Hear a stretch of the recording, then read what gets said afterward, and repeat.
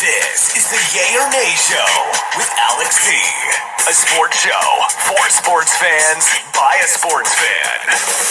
And now, here is Alex C.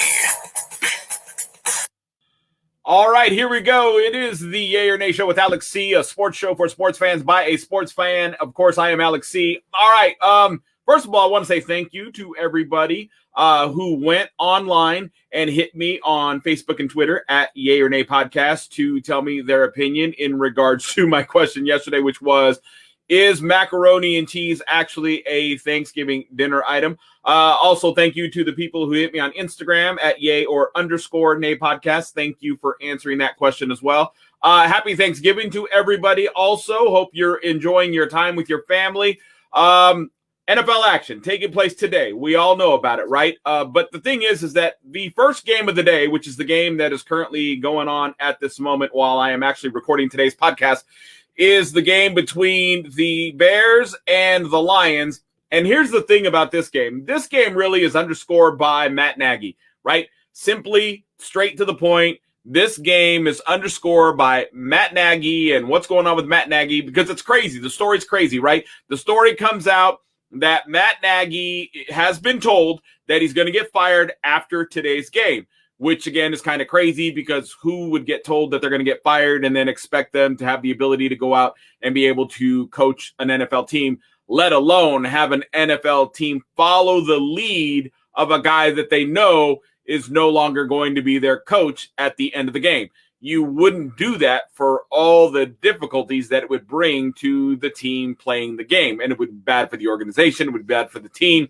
So Matt Nagy then gets asked about it. They say, okay, Matt, we heard the report. Tell us, is it true? Is it not true? What's going on there? Matt Nagy says he's got a great relationship with the ownership, with the general manager. He hadn't heard anything. All right, great. That was like Tuesday, I believe it was, right?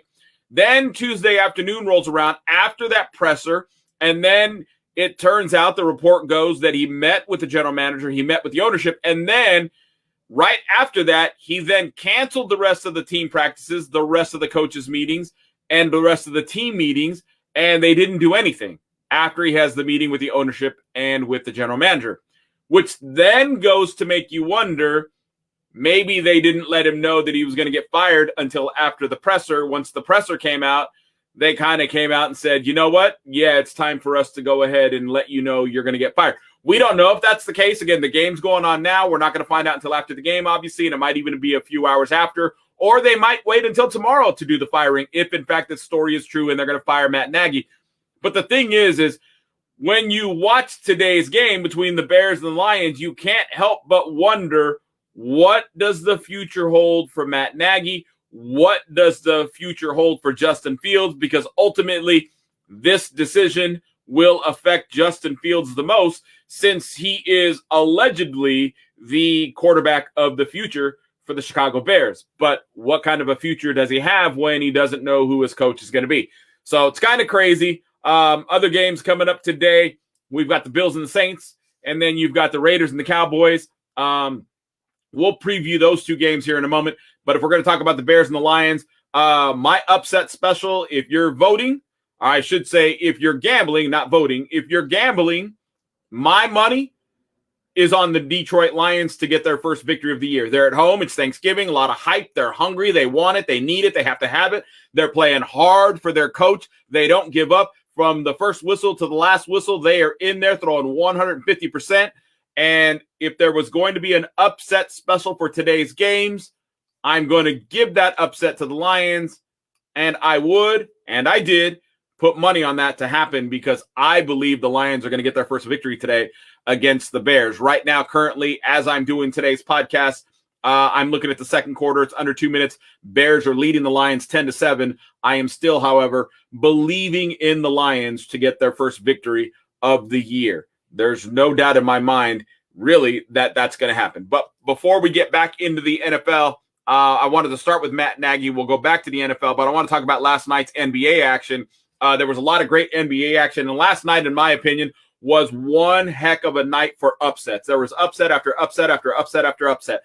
Lakers upset the Pacers, 124-116. And yes, that was an upset. I don't believe the Lakers, again, are the big playoff team that everybody believes they are. Still got the national media guys trying to sell you on the fact that, the Lakers are still the odds-on favorite to go to the NBA Finals and win the NBA Finals. No, they're not. They don't look good. They're not good. Looks like maybe they've come around the corner and corrected that third quarter problem they've had about getting outscored by their opponents. But they're still a bunch of old guys. They're still not very good. I don't see it. They're a 500 ball club at best.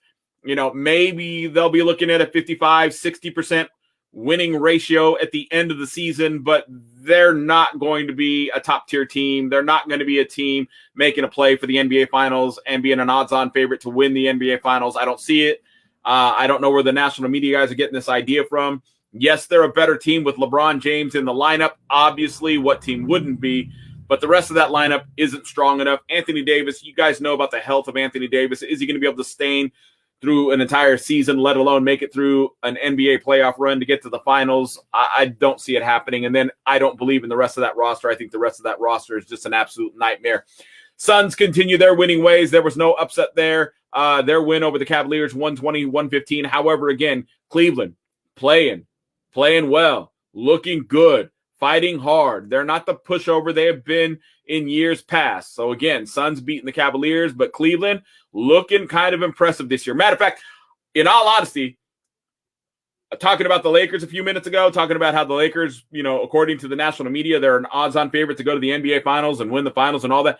The Cavaliers are just as good of a basketball team as the LA Lakers are. Yes, I did say that out loud.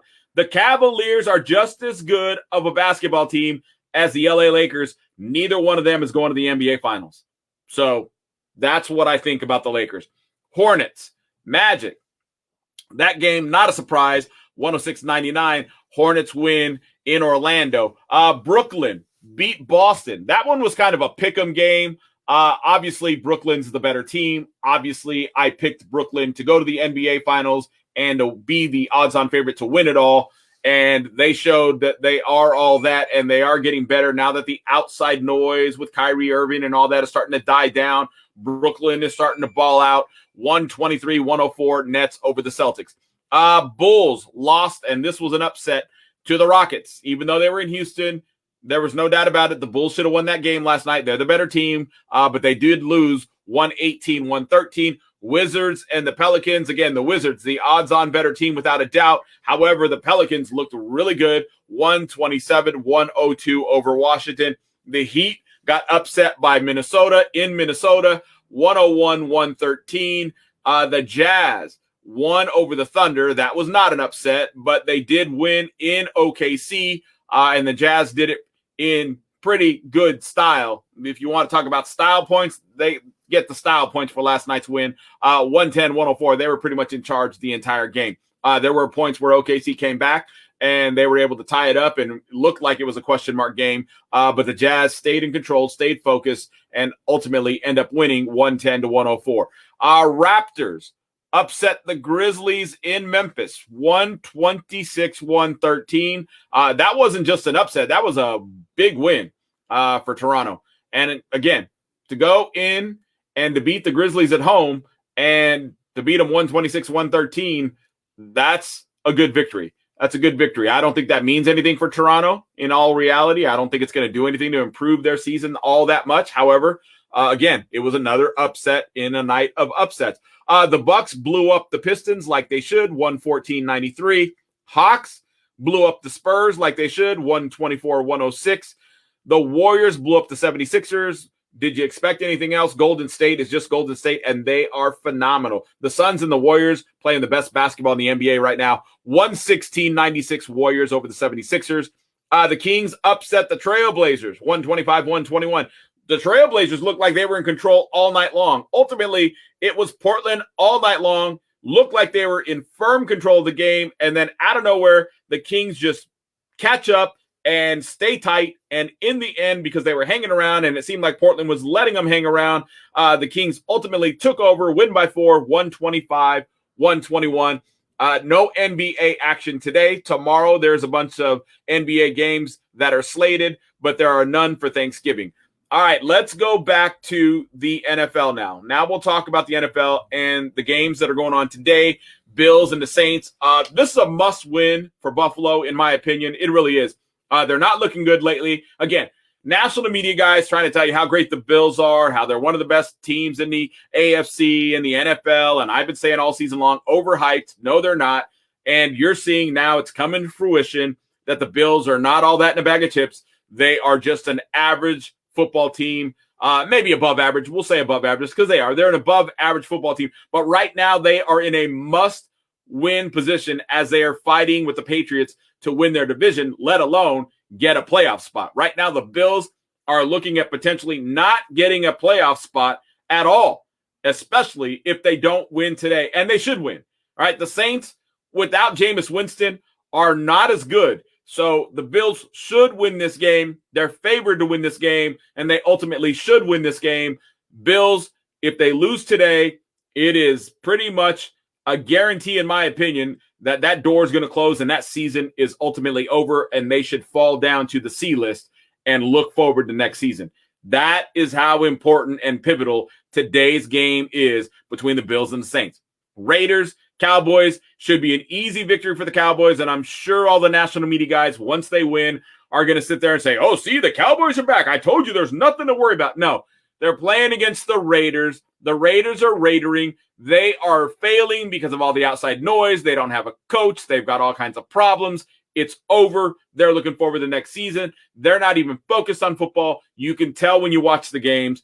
Cowboys should win. When they do, again, national media guys are going to, I'm sure, try and tell you how the Cowboys see they are one of the top two teams in the NFL. And look, and here they are, they're back, and it's a bounce-back game. And they did what the best teams do, bounce back, and they're going to give you all the same garbage they gave you before they got beat by the lowly Kansas City Chiefs, who are an average team. So let's move on to Sunday's action and talk about those upcoming games. Steelers, Bengals. Bengals should win. Bengals are the better team. Steelers are who the Steelers are. Again, I said before the season started, I still kept my list of what I said was going to happen with each and every team in regards to the NFL and what their ending records are going to be. So I am going to go over that when we get to the end of the season, which obviously we're getting a lot closer now. But the Steelers are a middle-of-the-road 500 team. Bengals should win if the Bengals are back. I think this game on Sunday tells us if the Bengals are back. If the Bengals are, in fact, back, they will beat the Steelers. If the Bengals should some way, somehow lose to the Pittsburgh Steelers on Sunday, then the Bengals have more problems than what we think. I don't think that's going to happen. Joe Burrow is going to rally the troops. They should be able to beat the Steelers. How good are the Bengals going to be when it's all said and done? I don't know. I mean, they're a question mark. And I don't even know why they have question marks. They should be a pretty good team that goes to the playoffs, not necessarily a contender in regards to the AFC title or anything like that, but they should at least get to the playoffs. And that's really all they really need to achieve this year, really. If you think about it, their ultimate goal really should just be to get to the playoffs. They will well be on their way to do that if they can take care of business on Sunday against the Pittsburgh Steelers. Panthers, Dolphins, Cam Newton, hopefully he's ready. Hopefully he can show that he's got that playbook under his belt and he's ready to go. If so, Panthers should handle their business. They have to, without a doubt, get on a win streak if they're going to have an opportunity to get to the playoffs. If they lose on Sunday to the Dolphins, it's over. And I will be proven wrong in regards to Cam Newton being a difference maker in Carolina and in Carolina being a stronger team and one to watch in regards to a playoff run. So if they lose on Sunday, everything that I've said about Cam and the Panthers will be wrong. Hopefully I'm not going to be wrong. I don't think I am wrong. Panthers should beat the Dolphins. But if they do, then I think the Panthers will be a team in the NFC to contend with. Not necessarily in regards to an NFC championship run, but in regards to one of those wild card spots, they're going to be a team that everybody's going to have to watch for in regards to the wild card. No doubt about it. If they can handle their business on Sunday against the Miami Dolphins. Eagles, Giants, this is a no-brainer. Eagles going to run away with this game. They're going to show you that they're no joke. I told you, one of the hottest teams in the NFL currently is the Eagles. They're going to show you on Sunday why they're one of the hottest teams. They're going to blow up the Giants. Giants shouldn't even be on the field. Again, they need to fire the general manager. They need to fire the coach. They need to get a new quarterback. They've got a lot of moves in the offseason to make. Danny Dimes is not the guy. He doesn't even deserve to be a backup quarterback in the NFL. I said this on some of the podcasts before today's show. Giants have a lot of problems, and it all starts with firing Gettleman, firing that joke of a coach, and getting rid of that joke of a quarterback. Titans, Patriots, big game for a lot of reasons. And this one's kind of one of those under-the-radar games, but it is a big game. Matter of fact, there are two under-the-radar games that are, in fact, big games. Titans need the win to show that they are who we all said they are, one of the best teams in the AFC. And they need to be able to do it even though they don't have the best running back in the NFL, arguably, in Derrick Henry. They got to show that they are playing team ball and that what happened to their quarterback last week was a fluke. However, they are going up against one of arguably the hottest teams in the NFL right now in the New England Patriots. That's why this is a good game. This is a statement game for the Titans. If they lose, they're still going to be okay, but it is a statement game for the Titans. It is equally a statement game for the New England Patriots, arguably, again, one of the hottest teams in the NFL, looking to win their division. Should the Bills lose today and the Patriots also lose on Sunday, all right, the Patriots, like the Titans, will still be okay even if the Bills won today. Technically, the Patriots would still be okay because they have two games still coming up against the Bills, but it is a statement game for both of these teams, one that they both would like to have, realistically need to have.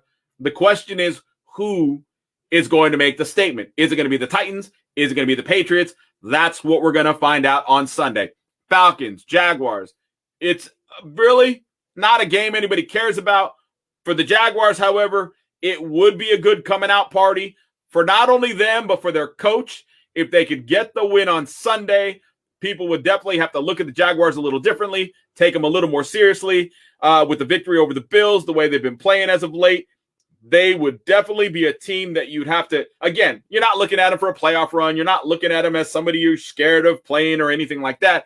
But you would have to start to take them a little more serious in regards to them moving in the right direction and in regards to their coach being a coach that should stay there in the future. Because, again, you got a lot of national media guys railing against their head coach, talking about Urban Meyer, saying that he doesn't deserve to be there. Players don't respect him. Players don't want to play for him. He shouldn't be there. Well, he will be able to quiet a lot of that noise if he can get a win against a team that is pretty much in the same category as they are. But the idea is when you're in the C group, you want to be at the top of the C group. And you're playing another team in the C group in the Atlanta Falcons. So it would be a great statement game for Urban Meyer and the Jaguars to say, hey, we're on our way, if they could take care of business on Sunday and beat the Atlanta Falcons. Jets and the Texans. This one's a pick'em game. Texans out of nowhere won a game they shouldn't have won last week. What are they going to do against the Jets? And who are the Jets going to be this Sunday? Who's going to be the quarterback? Robert Saleh needs to get fired. Jets got a lot of moves to make in the offseason. They're not going to make the one that I'm suggesting they make, obviously, but they really need to. Again, if people would learn how to just admit they made a mistake, get off the mistakes, quit doubling down, make the necessary changes, they would be better, quicker, faster, and you'd find a lot of general managers be able to keep their jobs longer if they would, in fact, learn how to admit when they're wrong. Robert Saleh is not a coach in the NFL that deserves to be a head coach in the NFL. He's a coordinator. That's what he is. That's where he deserves to be. It doesn't make any sense why he's the coach. But again, teams continue to make the mistakes of, because somebody is allegedly, according to the national media, a hot commodity as a coordinator, now all of a sudden they got to be a head NFL coach, or else nobody's going to get their services. Just like everybody's trying to say, whatever that Moore kid is in Dallas, if they don't pick him up in Dallas and make him the head coach, then they're probably going to lose him because everybody wants Kellen Moore to be their head coach. Why? He's just a coordinator. Whoever gets him is obviously just saying, well, we don't plan on winning anything for the next 2 or 3 years, and we hope this guy learns how to be a head coach in the NFL, because that's what you're doing when you put these coordinators and you make them head coaches. You're basically just saying, well, we don't plan on winning anything for the next 3 years. Hopefully in the next 3 years, he learns how to be a head coach. Our general manager can put some players in front of him that can win some games, and hopefully everything gels and it works. Because that's ultimately what you're saying. It's dumb. It doesn't make sense. Fortune 500 companies, and I said this yesterday, don't hire dark horses and say, here's my $1 million company. I hope you can make me some money in the next 2 or 3 years. That's not the way it works, and that's what they should not be doing in the NFL when they're hiring head coaches and when they're hiring general managers. Jets, Texans, it's a pick'em game. It's a garbage game. Nobody cares. But if I had to pick, I would probably say the Texans will beat the Jets. They are the better football team. Chargers, Broncos, another nobody cares game. Chargers should win, though. But again, it's a nobody cares game. A game that's under the radar, that's a big game. Buccaneers, Colts. Buccaneers haven't beat anybody with a winning record. Buccaneers haven't beat anybody who's going to the playoffs. Colts are, again, going to – not only are they going to go to the playoffs, but they are now the team that I said they were going to be before the season started. Now they are finally coming together. Their quarterback is no longer injured. He's playing well. Jonathan Taylor playing through the roof, getting better by the week. That running game's getting better. And the game planning, the structuring, the front line, everything in Indy is falling in line. Everything's falling in place. Indy's the better team. Buccaneers haven't beat anybody. I've been saying they're not a Super Bowl team, even though national media wants you to believe they're a Super Bowl team and that they're the odds-on favorite to win the Super Bowl again just because of Tom Brady, the most boring quarterback in the NFL. I've been saying, no, they're not. They weren't even the Super Bowl champs last year. There's an asterisk next to that Super Bowl victory for a variety of reasons. Went into that too many times. Don't want to go through that again. But I will say the Colts are the better team. They will beat the Buccaneers, and I can't wait to hear the excuses that everybody's going to try and make on Monday as to why the Buccaneers are still one of the top 2 or 3 teams in the NFL, and they don't have anything to worry about, even though they lost to the Colts, because they keep saying that over and over and over when it comes to the Bucs, when it comes to the Chiefs, and when it comes to the Cowboys. And they're wrong, but they keep saying it over and over and over, but I can't wait to hear the new excuses they'll make, because the Colts are going to beat the Bucs. That defense is not that good, first and foremost, and that running game of Indianapolis is going to put a number on that rushing defense of the Buccaneers. Again, Colts will beat the Bucs, in my opinion. Another game, important, 49ers. Again, arguably playing some of the hottest football in the NFL currently. However, I'm not convinced. I'm definitely not convinced on the coach that I've been saying all season long, pretty much, that Kyle Shanahan needs to get fired. And if they win, however, I will think that they have turned a corner. They got a game against the Vikings. Vikings are a pretty good team. We all know the Achilles heel is the Vikings quarterback. I understand that, Kirk Cousins. However, if the 49ers can somehow get past the Vikings, and it looks like it's a home game for the 49ers, if they could somehow get past the Vikings, I might think a little better of their odds for the season. Again, just because they're playing some of the hottest football in the NFL currently right now, I'm still not sold on them. Keep in mind, I am a San Francisco 49er fan, but I'm still not sold on them. But if they can somehow take care of business and get past the Vikings on Sunday, maybe, just maybe, well, let's put it this way. It will go a long ways into making me think that the 49ers maybe, again, optimistically and maybe have turned the corner in regards to their season. Rams and the Packers. Big, important statement game for both. Very important for both, especially for the Rams. I would say more for the Rams than the Packers. But it really is a statement game for both for the reason of they are 2 of the top teams in the NFC, and it will really, for the most part, go a long ways in regards to that conversation, more so than does it really matter right now, at least, for playoff berths and things of that nature. So it's more of a statement game in regards to what's going to be said about these teams, but it's not a must win. It's not a need win. It's not a have to win, but it is, again, a good statement game because these are 2 of the top teams in the NFC. You know, they're both going to be up for this game because it is a potential playoff matchup that we're going to see in the NFC playoffs. And so I think it's going to be a great game. If I had to pick them, though, I'll take the Rams over the Packers. Packers defense is weak. They've always been weak. Yes, Aaron Rodgers in a shootout would and could do very well, and it could be a very high-scoring affair, but the Rams are a more complete team than the Packers. That's the advantage they have. So it should be slightly in a shootout, Rams over the Packers. Browns and the Ravens. Ravens should walk away with that game without a doubt. I believe they're going to get their starting quarterback back. If they do, it'll be the Ravens over the Browns. If they don't, you might see the Browns walk away with a win. But it's really going to matter on who's going to be quarterbacking for the Ravens. And then, of course, the Monday night game is going to be Washington against Seahawks. I'm going to give the edge to Washington. They're playing better football. They're just looking like a more complete team than Seattle. Seattle looks in disarray for a lot of reasons, a lot of outside noise. Pete Carroll, will he not still be there? Russell Wilson, will he not still be there? There's just a lot of outside noise. It's too noisy. That locker room, I don't believe, is enjoying any cohesion at the moment. Washington is, and they are behind their quarterback. There's no question in regards to who their head coach is going to be. I pick Washington to beat Seattle. You guys have a great Thanksgiving. Enjoy your time with your family. We will talk tomorrow.